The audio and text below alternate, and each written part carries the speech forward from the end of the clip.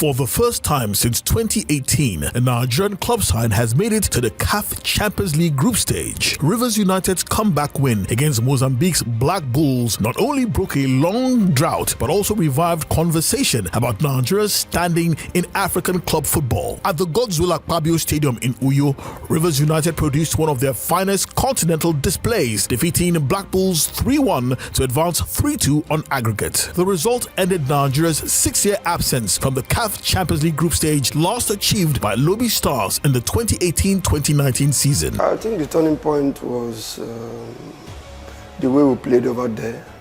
I think we played better, created chances to have scored a goal or two, which we didn't score. So looking at that game, showing the players the videos, we knew if we up our game, press a little bit higher, we're going to have that first goal, which we needed.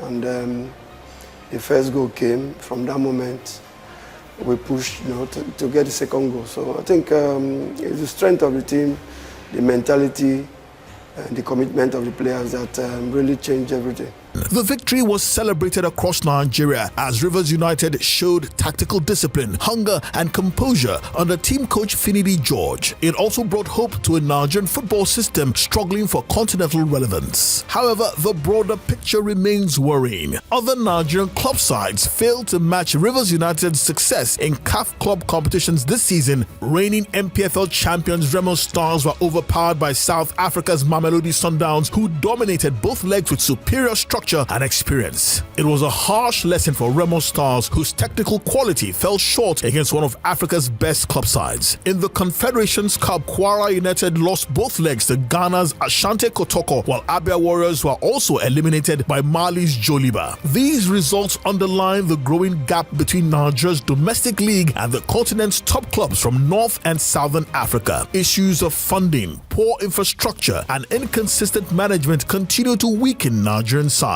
Many clubs lack proper training facilities and youth development systems, making it difficult to build teams that can compete beyond preliminary rounds. It boils down to finance. We don't have the finance in Nigeria here. It's quite difficult to compete with others that are buying players from Brazil, other African countries. We, on the other hand, we tend to pick players in the league. Our challenge in Nigeria is that our best players don't stay more than a season or two. Once they are discovered, once they have one good season, they are off. Remo Stars is a good example. The Remo Stars team that won the league, that produced about 7 or 8 members of the Chan Eagles, is not the same Remo Stars that we have today, because about 5 or 6 of those guys left after they won the league. Some of them went to different leagues like Iran, because they are better paid in those leagues than in Nigeria. So that's where the challenge lies. Our best players, can we keep them? Can they be together for 2-3 seasons? Can they be well paid enough to be comfortable to look away from the offers that are coming from abroad?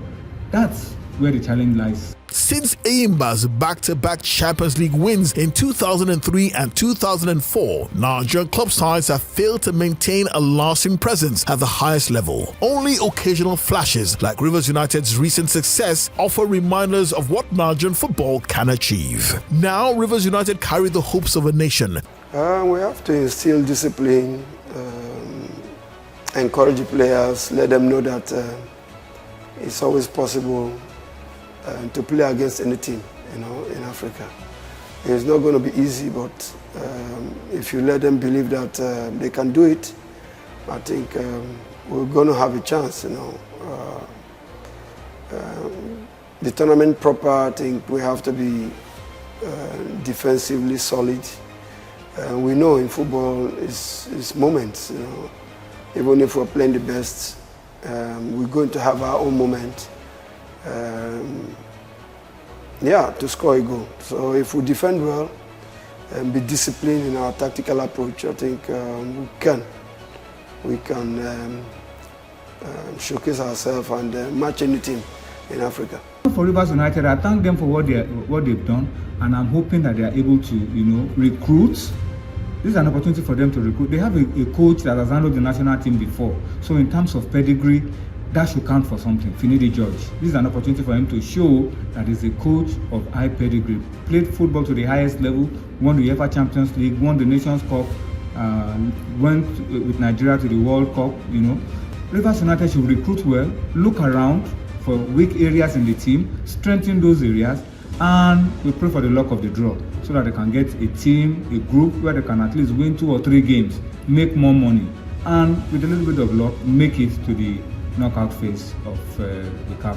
For them, the challenge is to stay consistent and not just compete. For the Nigeria Premier League, the challenge is deeper: to invest, reform, and rebuild credibility across Africa. Rivers United's victory is a bright spot in an otherwise bleak picture for Nigerian club football. The comeback in Uyo may have broken a 6-year barrier, but the real test begins now, turning one moment of glory into a foundation for sustained continental success.